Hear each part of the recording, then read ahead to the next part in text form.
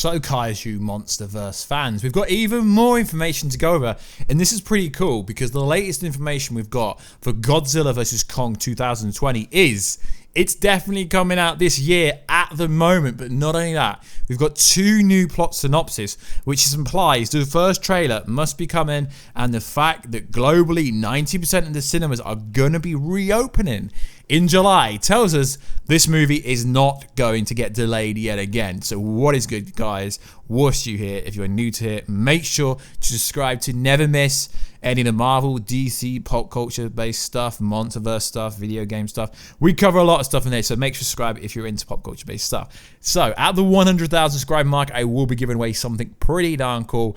So make sure to subscribe and also check us out on twitch.tv/Warstu if you want to get to know the presenter behind the show. So let's get into it. So there are some big teasers coming. So there is one plot synopsis states the following: as the gigantic Kong meets the unstoppable Godzilla, the world watches to see which of them will become king of the monsters.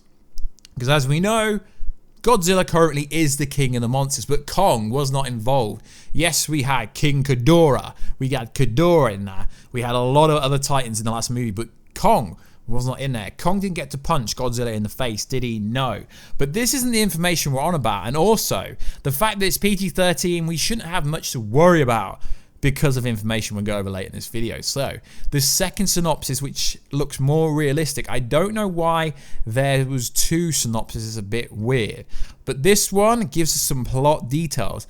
In a world where man and monster now coexist, Monarch must lead the way to a prosperous future alongside the Titans, keeping humanity in check. However, a rival faction that wants to manipulate the Titans for war to begin rises under the gust of a nefarious conspiracy threatening to wipe out all life on the planet. Meanwhile, on Skull Island, strange seismic activity draws the attention of Godzilla and Kong alike. As we know, Kong resides on Skull Island. He has done since he was a little one, so he should still be there. But what is interesting here is I don't think it's Monarch that are trying to do this, because it says, however, rival factions want to manipulate. So I don't think it's a faction inside Monarch. I think they're actually on about a complete different gang. So what is interesting here is strange seismic activity draws the attention of Godzilla. Now, where do we know this from? We know this from the movie, you know, King of the Monsters, new titans drawn to Skull Island.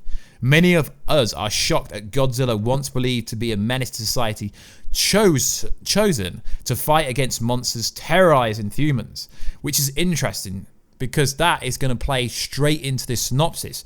Many of us are shocked as Godzilla, once believed to be a menace to society, chooses to fight against monsters terrorizing human populations, previously in the other article. Now, what is interesting is Monarch to explore Hollow Earth. What worth a note is that this strangely seems to be teasing Skull Island being the home of Kong and Skull Island's central pivotal roles going forward. So there's a lot of evidence supporting it. I'll overlay some images right now to kind of coincide what I'm saying. So it is interesting. Godzilla keeps Titans in check. But did he keep Kong in check? No. So it is very interesting how it's worded. Godzilla keeps Titans in check. So it is interesting that everything we know is going to come here. Now, a tweet from ABC also states, seismic disturbances reported on Skull Island, ability to foster humorous wildlife, including Kong, as researchers are baffled. Again, this seems to be teasing Skull Island as the pinnacle point and the origin of potentially the Titans. So there's some seismic activity that is drawing the Titans to Skull Island. Monarch boosts force around Skull Island. Mystery Island becoming unstable. But what is this seismic activity? Although we've seen a lot of evidence, it doesn't really say anything. Deeper questions that everyone has. What is Skull Island? Why is it so important to Monarch? An agency solely tasked with the management and previously the cover-up of the giant monsters we know as Titans. The lack of transparency in the past has led many to believe in the conspiracy theory and suspicions about the intentions of the agency. Many suspect that Skull Island is some sort of birthplace for the Titans, a sport a hotspot for Titans. Maybe something else. As we said, Mechagodzilla is going to be in this movie. It's not being confirmed, but it pretty much have cave paintings of the Titans resembling King Kong and Godzilla. Many clues throughout the whole universe basically confirm that there's something on Kong Skull Island that is drawing everything there. All the Titans, all the monsters are drawn there. Now we'll overlay loads of pictures and stuff so you can see the evidence, but it is pretty cool that we seem to be getting some evidence that there will be the first trailer soon and that it is coming out. So let me know what you think about the new synopsis, and also let's go over some other MonsterVerse stuff that we have found along the way of making this video. So let's go over that right now, guys. So a couple of days ago, we got the official age rating of PG-13. But according to Adam Wingard, who is the director of this movie, he calls it a massive understatement. He posted this to his official Instagram page.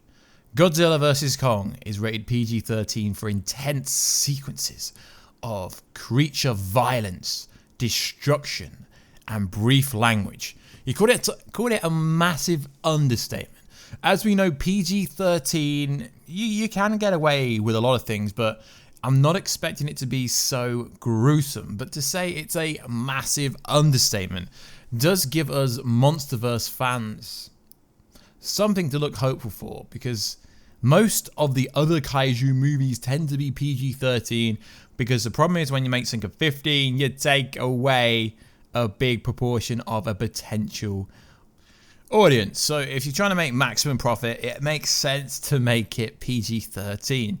So also in the news, a few days ago we reported Godzilla vs. Kong book was coming out in 2021.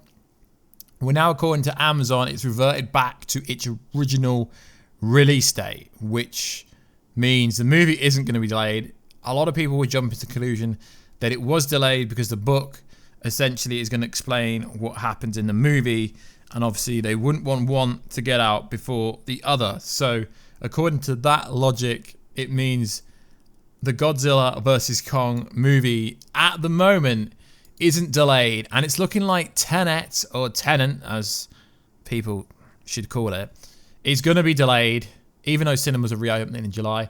Apparently Warner Bros are looking at some other release dates where they can slide it into DMs, but it's been all over the local and normal insiders on Twitter talking about Tenet being delayed, which thus far doesn't mean Godzilla will be delayed, but it's a possibility that it could be delayed, but it's not very likely. And I came across an interesting article here that says Godzilla and Kong, 6 questions that should be answered. 6 questions we have about the future of the MonsterVerse, which are pretty interesting. Will the MonsterVerse continue after Godzilla vs. Kong? Well, I guess that all depends. It all depends on how well it does. They won't keep on making kaiju MonsterVerse movies if it doesn't do well at the cinemas, because that makes no sense. So that is a pretty interesting question, but they've already hinted at the fact that it will continue after this point.